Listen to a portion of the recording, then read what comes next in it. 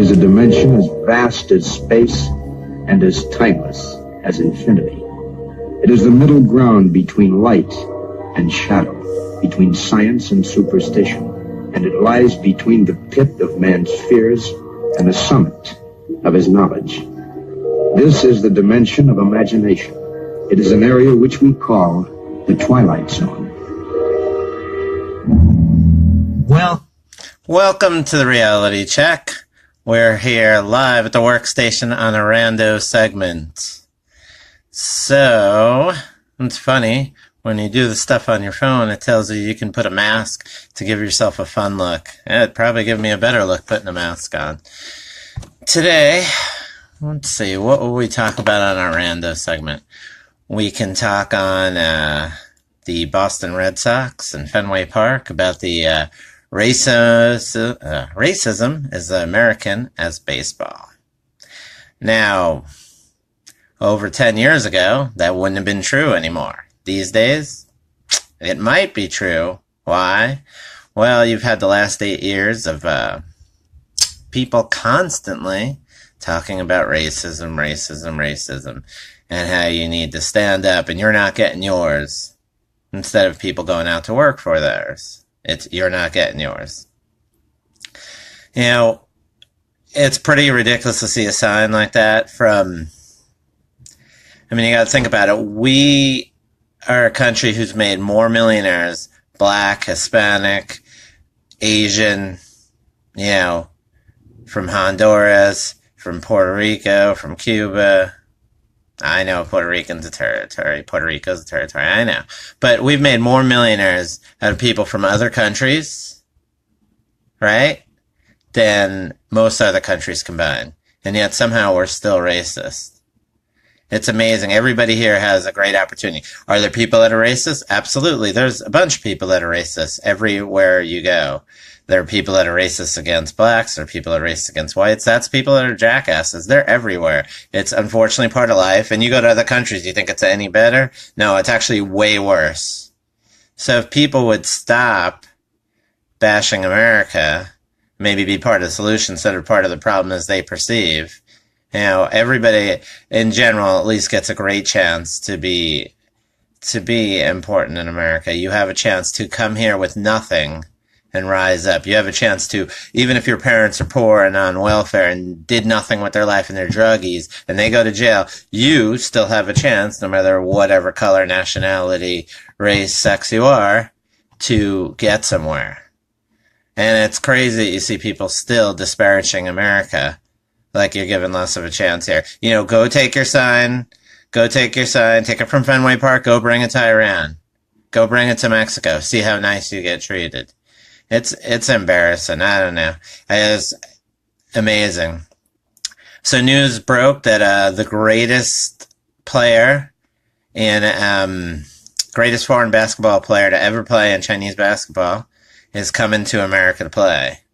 Yep, you guessed it. Who's that? Stephon Marbury making his NBA comeback at age, what is he, like 40 now?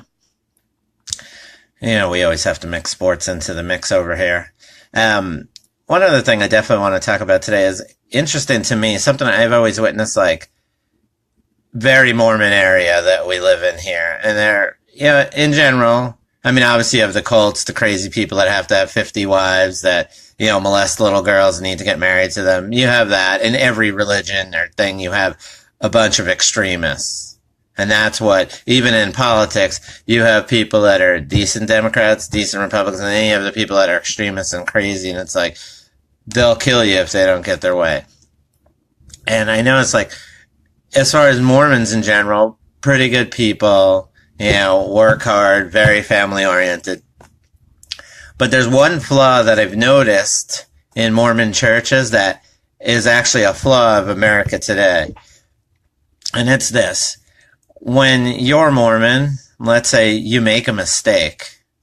Let's say you get pregnant out of wedlock or you cheat on somebody. They pretty much, I see, will just shun you and almost get rid of you.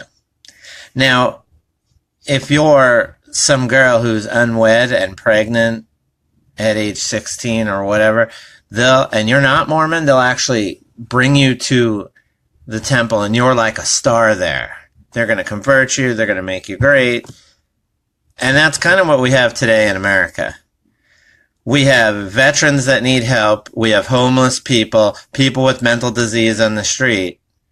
And the resources are here and there for them. You know, yeah, they get help somewhat, but not much. I mean, you look at the VA, especially here in Phoenix, how many of our soldiers have died waiting for help, waiting for mental help, waiting for a doctor, you know, whatever they need, not happening.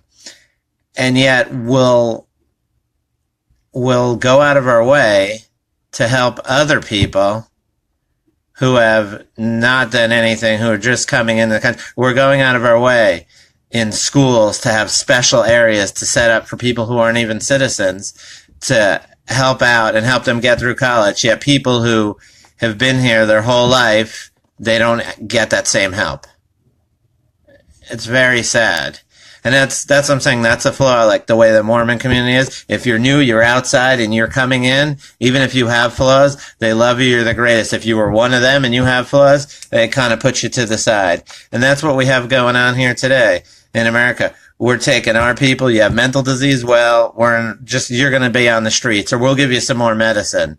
And so what? You end up killing yourself or, 10 other people. Oh, well, we gave you medicine.